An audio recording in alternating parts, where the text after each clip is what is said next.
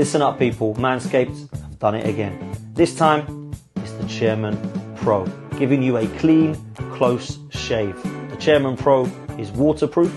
The Chairman Pro has long-lasting battery life. And you use the code FTM20 and you will get 20% off of this product.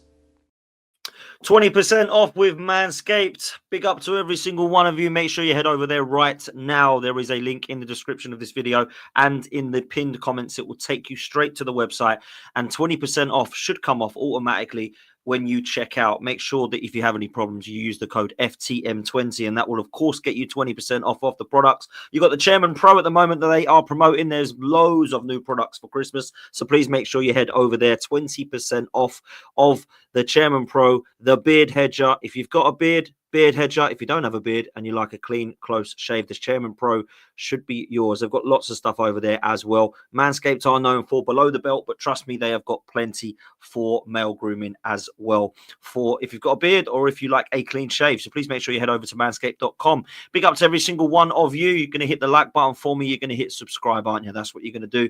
We are going to get to 30k pretty quickly by your help. Absolutely superb. Great support on this channel. Please join the 12th Man community by hitting like, subscribe, and hit the notification bell. Make sure you do that right now. Big up to all of you for being here nice and early. If you do want to have any questions today, please feel free. I need some questions. I need something to bounce off of today because I'm feeling a bit low. I'm feeling a bit down. I feel like the title's pretty much gone. I feel like the way we run at the moment needs to be spoken about. And I am looking at the ownership today. I'm looking at them. I'm not saying they need to get out. I'm not saying they need to stay forever. I am looking at genuine questions and concerns about what I think is going on at the club. And I want to know their genuine thoughts about where the Cronkies are at in terms of the manager, the process, how we're playing, where we are, how we're competing, and what we are going for. Where is the ambition and what was our transfer window about? Big up to all of you. Once you've hit the like and subscribe, we can get there. If you do want to ask any questions, and you can put in super chats, they will come up on the screen. If you do want to ask a question, then it is a Q that you need to put in the front of it. If you put a capital Q, I will know it's a question, and we can then read them out. And it makes it easier for me on my own to star them so that we can look to read them out together. I want to get a bit of a genuine feel about how you are right now as an Arsenal fan. Are you happy? Are you relaxed? Are you chilled? Is there nothing to worry about? Or are you ranting and raving because you've had enough of what we are seeing? That's genuinely what I want to find out. And that is really important to get your thoughts as a fan base, because I think that we all have difference of opinions, don't we? There's some that are really, really happy. I think there's some that are really sad at the moment. There's some that are disappointed. There's some that are frustrated. And there's some that are relaxed and chilled. And look, I'm not one to police how we should support our club. All I ask is that we have some form of ambition and have a little bit of raising the standards at the club. And that's all I ask. And if we don't do that, you support the club how you want. But let me support the club how I want. Yeah, I want to win. Some people aren't about that. They just want to sit there and enjoy the journey and watch the games of football, enjoy the weekend, have a beer, and then go home back to work, and it's their release. That's absolutely fine as well. But don't have a go at those guys that are actually calling things out at the moment, and don't ever go at those guys that are happy doing it. Let's just all get along. We all want to be successful. We all would love to see Arsenal lifting trophies, but we have different opinions about how we do that and where we go to get that silverware that we so desperately want at Arsenal. Look, the weekend's game. Let's touch on that first, shall we? And then we're going to get into a stream about the Cronkies. Are they happy with their process? Do they believe what they had envisioned 5 years ago, 5 years wind forward? Is this where we want to be? There's a lot of people at the moment that are ranting about the manager being sacked and he's not the right guy. There's some that are suggesting that Edu is good, that he's gone, and that we need to get someone who knows what they're doing. There's a lot of people that are saying that the owners are the issue. They show no ambition. They're happy with top four. I really want to know where you're at as a fan base. I really want to know if that is the case. I want to know if people actually believe that there is a genuine concern about the Cronkies and co, because I actually do believe there's a real discussion about that now. That's where I'm at. Let's talk about the game yesterday. Let's go through the players, shall we? The team news was a confidence boost. Before the kickoff, I think everybody was happy because everyone was back. That's our best team, right? Right now, that is the best 11 that we could put out. And I think everybody was happy with that. The bench, however, I'm still looking to that bench thinking, where's the match winner? Where's the moments player? Where's the guy that gives us a lift? And I'm not quite sure that we've got that still. Let's go through the players. Raya made a couple of good saves, was reliable when called upon, and actually I thought had a fairly consistent game and has had a fairly consistent season. There wasn't much to shout home about, though, was there? There was a couple of headers Chelsea should have done better with. Palmer had a shot in the first half from outside the box. Raya made a really good save. Other than that, I don't think there was much that we could shout home about. I thought it was pretty average from Chelsea going forward and pretty average from Arsenal going forward. So that was Raya. At the back, although I felt Timber and White got caught out a couple of times down with the width, I didn't think either of them were shambolic. I thought Ben White did his best up against Pedro Neto, and then when they would switch sides, I thought that Pedro Neto got the better of our midfield and defence with the shot. Everyone just watched him basically have a shot, and that's not good enough. So we have to say that was poor from Timber, Martinelli and Gabriel on that left-hand side. Ben White was a little bit better, but I didn't really see much overlapping. I didn't see much consistent help with Saka, but maybe that was down to the praise of Cucurella, who I thought was their best player for Chelsea, him and Caicedo. Defensively, I don't think Gabriel and Saliba did much, if I'm honest. I mean, they weren't called upon too much, weren't their best games. I thought they looked potentially a little nervy and shaky at times. Neither of them formed a partnership that I had much confidence in this game, but certainly over the last couple of seasons have. But it wasn't a shambles by either of them. It wasn't a shambles by our backline at all. Chelsea weren't peppering our goal. They had a few headed chances they could have done better with. And obviously Pedro Neto scored a great strike where everybody was just watching him, which was not good enough. Then we come into our midfield, and that was really quite interesting for me. Partey, Rice and Odegaard is the midfield that everybody has wanted to see. But I really don't believe that Rice is an 8. And it's hard at the moment because Thomas Partey is our best 6 right now. But everybody wants to see Rice in the 6. Partey can't play the 8. So what do we do? Yeah, I didn't think it was a great game from Rice, but I don't think he's fit. He came off. He clearly had an injection because he was limping a bit, and those injections wear off around about the hour mark, so he would have probably got about 60 minutes and felt a bit of pain. He then had to come off, and it looks like he probably won't go to England now, which is probably a good thing, along with Saka. We had Partey, who I thought was the best player on the pitch for Arsenal. I thought he was really good. There wasn't much that I saw him put wrong other than 2 passes that went astray. I thought that was it. Everything else was superb from him. I think he's one of our most important and consistent and best players at the moment. Particularly this season, when you look at Raya being probably one of our best players, I think Partey's definitely the best player out on pitch. I think he's been really good. Really, really good. And it's great to see because actually Partey, for me, was a player that we needed and badly when we signed him. And I think we need him badly now. And at the moment, he's proving why. And there's a level of consistency, and the amount of games he's playing is not something I imagined. He's only 30 years old. You think the Partey's coming to the end, but he's got another 4 years playing football if he wants it. Maybe 5. They seem to last in that position between 35 to 36 now. Look, we can definitely improve and upgrade on Thomas Partey in the future, but right now I think he's the best that we've got. So that's him and Declan Rice. And then we saw Martin Odegaard. And Martin Odegaard, actually, to be fair to him, actually had a really good second half. I thought in the first, he was a little bit invisible at times. I think, if I'm honest with you, you've got to be looking at the potential for him to be a little bit hot and cold, brushing off some cobwebs, maybe taking a little bit of time to get into the game. And maybe that's what he did. But I've got to be real, I thought he was really, really good driving us forward in the second half. And that's what I want to see from Martin Odegaard. On the ball, looks for something to happen. You look at least to have a little bit of a threat. I didn't think he was outstanding, but I certainly look at the first game back and think, wow, you got through the game and you're one of the better players on the pitch. So that's the way we've got to see. That's what we've got to be looking at. Our midfield, I wouldn't say got dominated by Chelsea, but I felt lost a little bit of battle against Caicedo. I thought he was really good. I thought he was better than Lavia and Palmer, who I thought were very poor. Particularly Cole Palmer. Everything he tried just didn't come off. So our midfield, I think, was quite sort of 50-50, but I would say that Chelsea with Caicedo potentially won that battle. Partey was really good, and I don't think he did much. I thought Odegaard was better than Palmer, which proves that Partey did a really good job, is what I'm trying to get at in short. And then we come to our attack.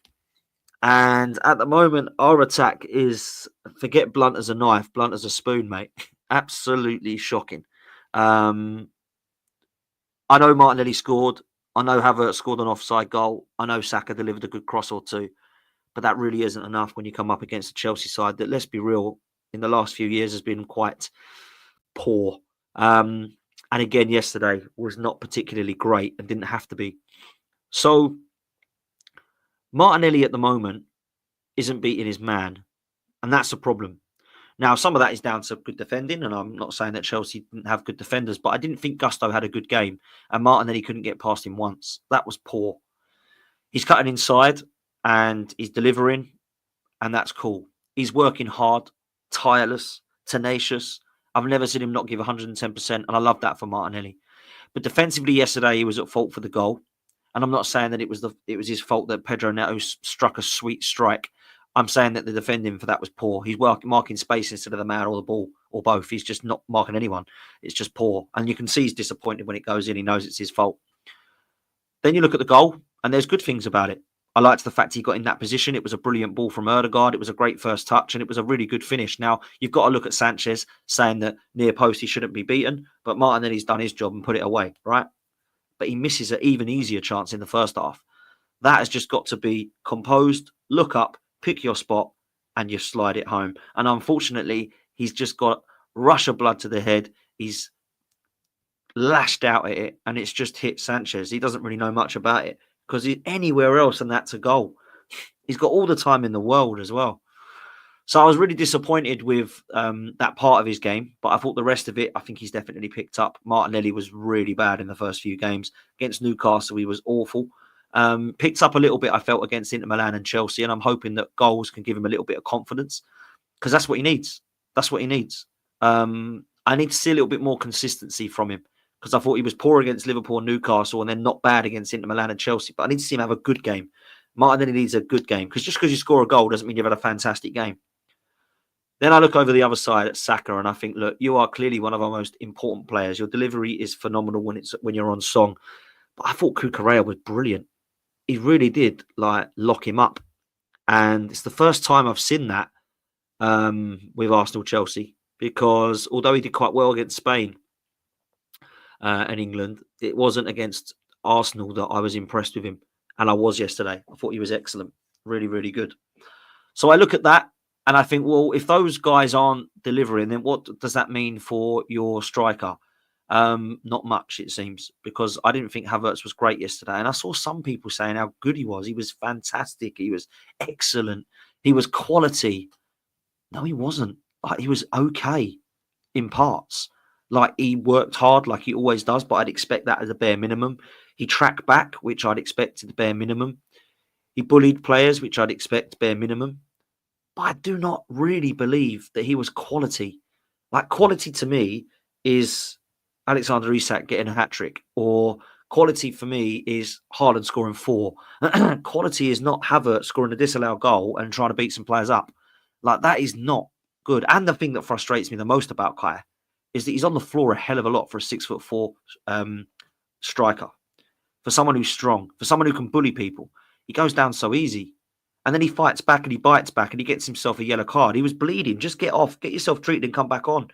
He's going mental at the ref. The referee yellow cards him. Of course he does. It's Michael Oliver. Only got to give him a little bit of an inch and he'll take a mile. You see, yellow card. What are you doing? Carry on with the game. Get on the pitch. Get yourself treated quickly. You can see your head's bleeding. So I don't know what he was thinking. I don't know where his head was at. It was a good goal that he'd scored. It was good, quick thinking, but it was quite unlucky that it was just offside. A millisecond earlier from Rice, and I think they would have stayed onside and we would have been 1-0 up. Then, in fact, we would have gone 2-0 up with Martinelli's goal. And I think we win the game. So it is fine margins. But let's be real, they had their chances as well. Kai Havertz is fine. But we need something else. And that's what I want to lead to. We don't have that something else. Unfortunately, we don't have that something else. It doesn't come in the form of Jesus. He was poor when he came on. Miscontrolled it. Couldn't take his players on. Tried to run through players instead of around players. Didn't find many of his crosses. The one that he did find, he was offside, which is something he's always is offside all the time. And yesterday, in fact, all of us were.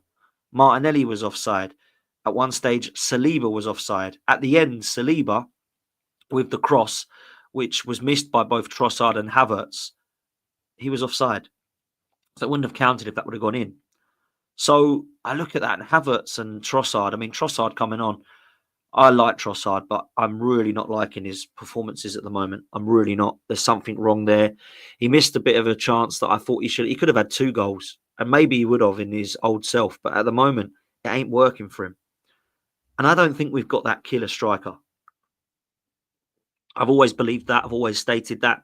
Some Arsenal fans that really believe in the project, process and regime believe that Havertz is the guy to get us 30 goals. I don't think he's ever going to get us 30 goals. I don't think he's going to get us 30 goals in all competitions, let alone in one league. I think we need that 25 a goal a season striker. Everybody does, right? There's nobody out there that says, oh, I don't want one of them. Everybody does. Who's that guy? Well, we've got to try and find him in January.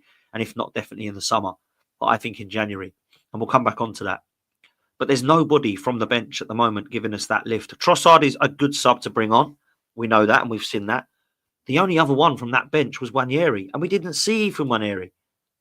We only saw Merino, Jesus, Trossard. Now, Merino, let me just touch on him because I've touched on Trossard and Jesus. I think Jesus is done out of here.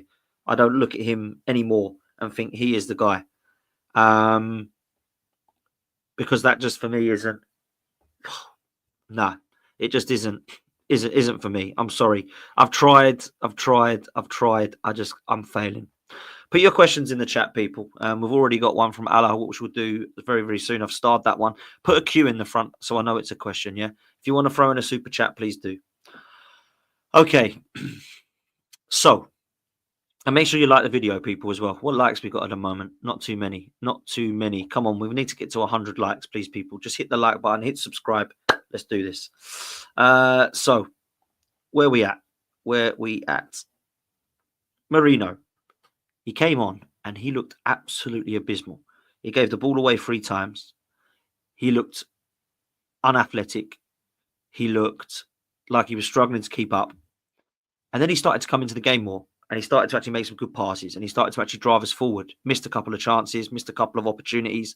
Couldn't quite get the end of Saka's delivery, which was a brilliant delivery. One of the best he'd done all afternoon. But I just don't know if that takes us to the next level. Merino, I'm not sure is the guy that would have taken us to that level. He looks like an upgrade on El Neni. And at the moment, he's playing about as on that level as El Neni. I don't know that I've seen enough of him to think that, yeah, you're going to be our starter and you're going to drive us forward. I think he's a squad player. And that's all I see. And I don't know what the reward for Ethan Nwaneri is. He scored 2 against Bolton. He scored 1 against Preston. He's been one of our best players when he's come on against Southampton, Bournemouth, Leicester. But now he's not even coming on. And Merino and Jesus are coming on ahead of him. What have they done to deserve that? What have they done to deserve that? Now, Sterling wasn't available. He's the other one that we look at. But let's be real. Nwaneri deserves to play ahead of Merino and Jesus, doesn't he, guys? Come on. It's mad that he's not. Absolutely mad that he's not. So that frustrates the hell out of me, I've got to say. The other thing that really frustrates me is if we are saying that Vieira, Smith Rowe, Nelson and Eddie were all sold in the summer, I'm cool with that. But if you would have told me that the only player we're going to be bringing in is Sterling to replace all those players, I would have said you've got to keep one of them. You probably had to keep Smith Rowe. Smith Rowe would have been playing now with Odegaard being out. But if you're not doing that, then that to me says that Mikel Arteta trusts Ethan Nwaneri. But he doesn't.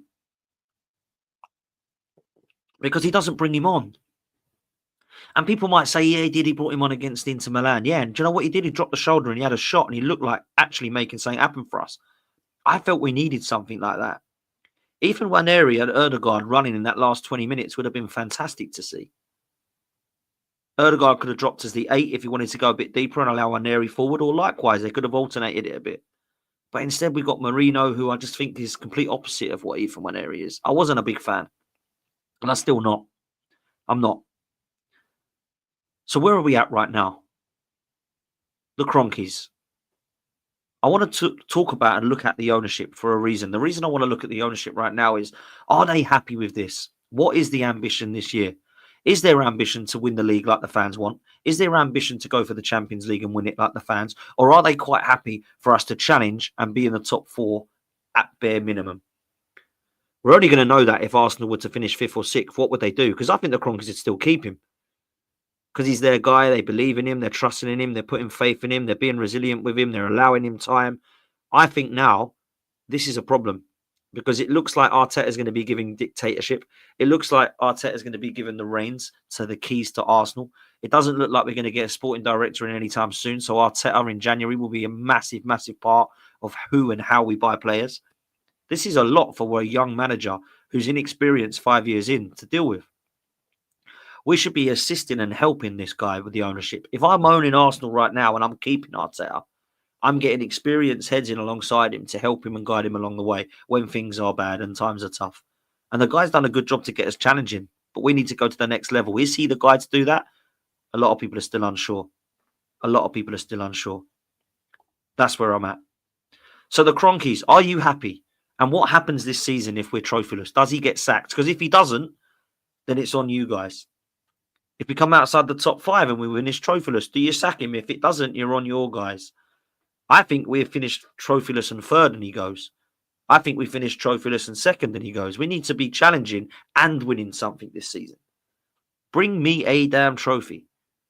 A lot of people are worse than me. They're saying if he doesn't win anything other than the FA Cup, Champions League or the league, then he's got to go. FA Cup and League Cup aren't good enough for some people. That's the standards that it should be. And unfortunately, it don't look like we're going to be winning anything playing like this. We are 9 points off Liverpool and we are 5 off of Manchester City. And at the moment, it's looking really, really poor. Really poor. 4 off of Man City, sorry. Okay. That's where I'm at with the Kroenkes. Did they do enough in the summer transfer window? No. And people can throw FFP and PSR at us. I don't think they have proven that this window was a success. Marino and Calafiori, having spent £70 million on them and a lot of money a week on Sterling, was that wise? Or should that have been spent on Victor Gyökeres? Should some of that money have gone towards Eze? Should that have gone on Ivan Toney and an Eze? Should it have gone on Ivan Toney and Nico Williams? There's always other players, right? There's always other players you can look at. But let's just be real. It was not great in the summer. It was a 5 out of 10, a below average. Some might say 3 or 4 out of 10. And I wouldn't be killing them for saying that. Those that said 7s and 8s and 9s, what planet are you living on? This was not a great window. We still need positions covered. Striker ain't the only one, by the way. We clearly need another attacking midfielder because if he doesn't trust Ethan Nwaneri, we need that covered. We clearly need a cover for Saka because Jesus and Sterling aren't it. We can see that already. We're going to need another midfielder that has athleticism because they're all very, very strong and physical, but none of them have any technical athleticism other than Ødegaard. And we're going to need a Saliba cover still because I don't trust any of the right-hand side right-backs to come and fill in at centre-back. That's 5 players we still need. And some are saying we might need another left-back because they're not sure who the hell plays there and if they're any good. So look, there's a lot of question marks at the moment about where we are and how we're being run. And I just think you've got to be realistic and understand that there's an opportunity here that perhaps, just perhaps, we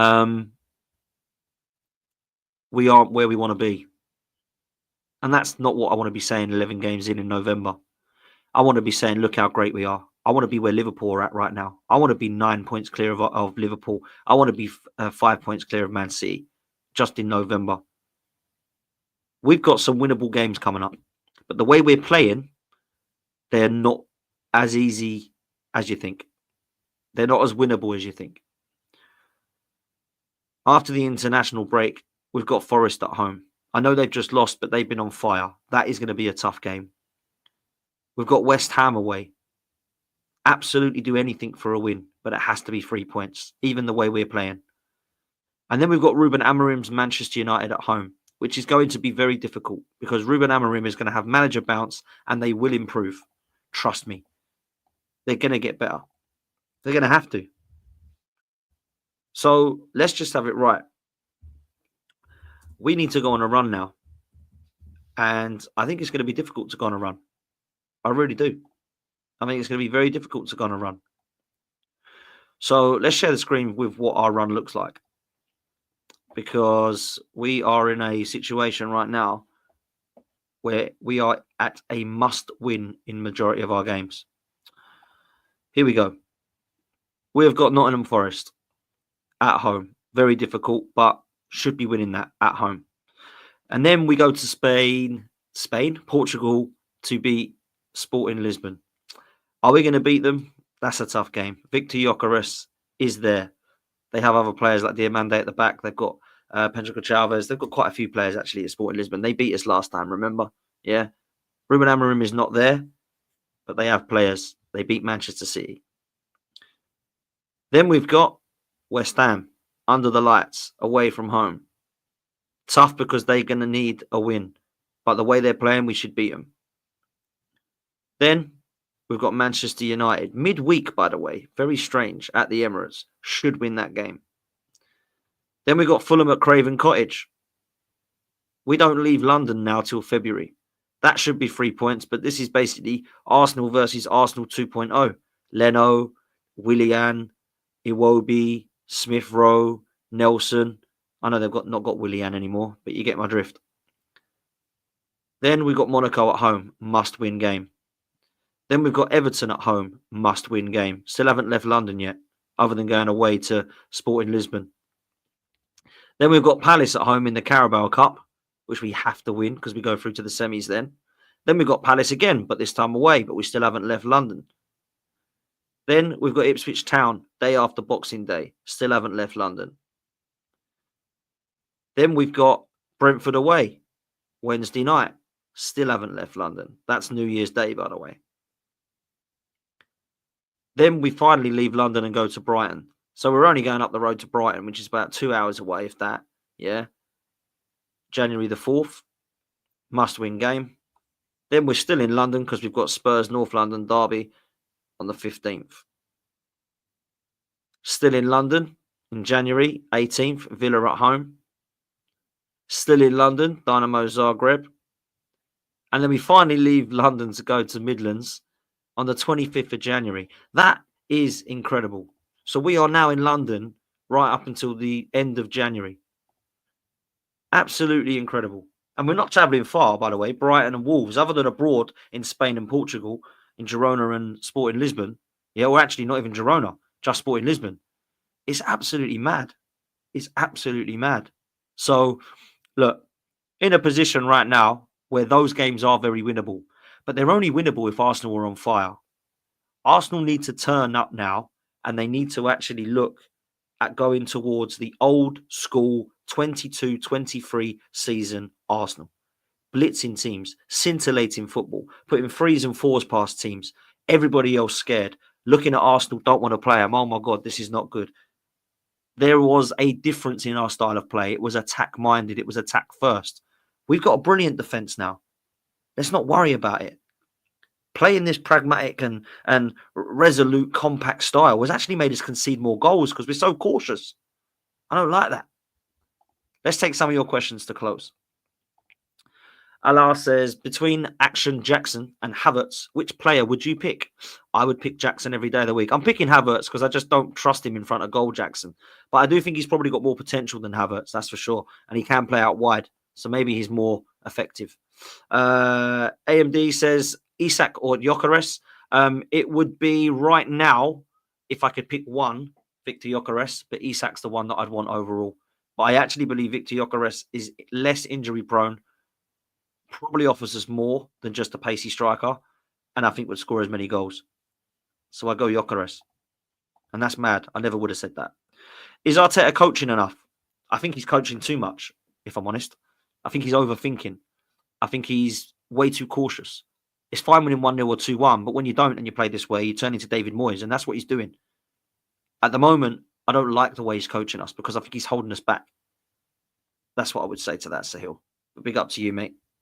This one from Raj says, Onana was that guy. So was Pedro Neto, opposed to Sterling and Marino. Look, I like Onana, and I think he's done a really good job at Aston Villa. I don't know that he's the one that we needed to take us forward. I wanted Yusuf Fofana. I wanted Bruno Gomes. I wanted Frankie de Jong. That was who I wanted, not Marino. And then obviously Pedro Neto was one of the many that I said would be good alongside Eze and Kudus.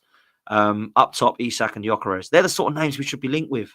We shouldn't be going for Marino. We shouldn't be linked with Sterling. We shouldn't be linked with Sesko. Come on, man. In the January, I want Marmoush or Gyökeres. They're the one of the two that I want. They're the ones we've got to be linked with. Sergio's got another couple of questions here before we close. He says, Arteta didn't deserve his new contract, Dan. I'm not sure that he signed it yet, mate, but I think he's going to. When he would have deserved it if he won a major honour. Now to sack him, they have to pay tons of money. Look, he's basically out of contract at the end of this year, and he hasn't signed one yet. Now, they're saying that he has behind the scenes, but at the moment, I'm saying that he hasn't. Now, if he does sign it, fair play. If he doesn't, what do you do with Gareth Southgate at the end of the season if he believes he's underachieved? Because 2 years ago, he nearly left, remember. He said, look, I'm underachieving it. Should have won the league and I failed. And they said, no, stay. Will he do that again? That could be really interesting. Sergio also says, do you think they'll go for Dubai again, Dan? That might save Arteta. Everyone keeps talking about go to Dubai. Where's our Dubai trip? Because it saved us last year. But if I'm honest with you, I don't think that's happening this time. There's no break at the moment. And there's no time. From now until May, we're going to be playing pretty much every few days. Get used to it. If you don't believe the squad's big enough, then have a go at the summer transfer window. Because we were too short. Eze and Gyökeres would have helped us. If it's not Eze and Gyökeres, then you go and get the two players you want in the attacking midfield option that can play wide and the striker. That's what you do. Striker is so needed at Arsenal. It's unbelievable. And I'll say this to close. In January, we must. Victor Gyökeres or Marmoush, we must. One of those two has to come. Because we have nothing other than Havertz. And that ain't enough. And I think Havertz is a great contributor at Arsenal. I think he's got a definite place in this squad.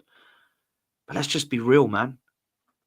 It ain't quite working for us with just Havertz up top. We are going to need something else. We're going to. I absolutely must see something else. And at the moment, the subs that are coming on aren't good enough.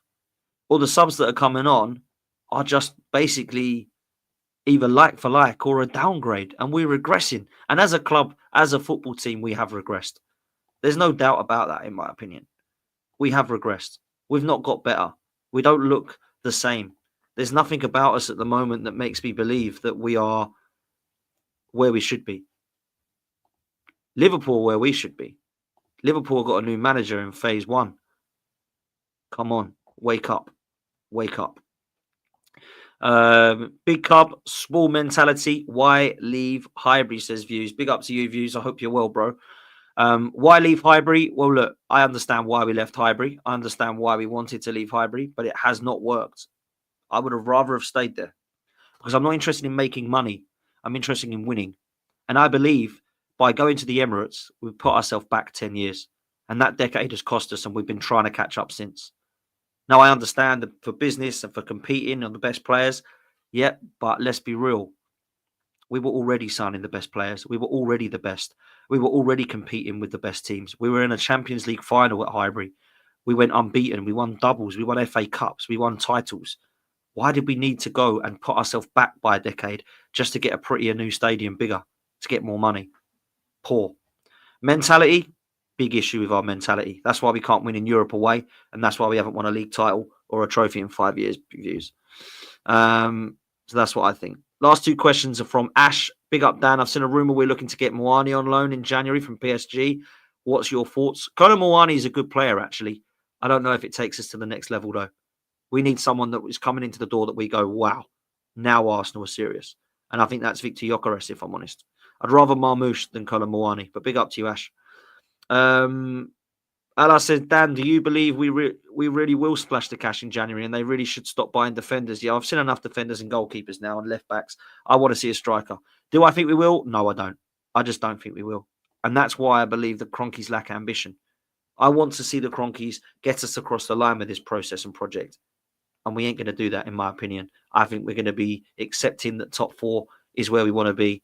Champions League is bare minimum. If we win a trophy, brilliant. If we win the league, amazing. But I ain't going to show enough ambition to go and get it. And I'm not going to give you that money to get across the line. I'm just going to basically say, Ozil and Sanchez, you've got no strikers.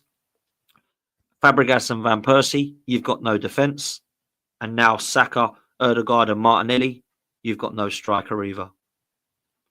Gone backwards, haven't we? Aubameyang and Lacazette, by the way, when we did have strikers, they had no defenders. Socrates and Mustafi. Nah, come on. that ain't a serious football club. So that's where I'm at. Big up to every single one of you. Make sure you stay tuned. Go and spam Saeed's chat now. He's live still. Go and say Dan Potts raid. Dan Potts sent me. Big up to all of you. Make sure you check out manscaped.com and we'll see you next time. Big up, people.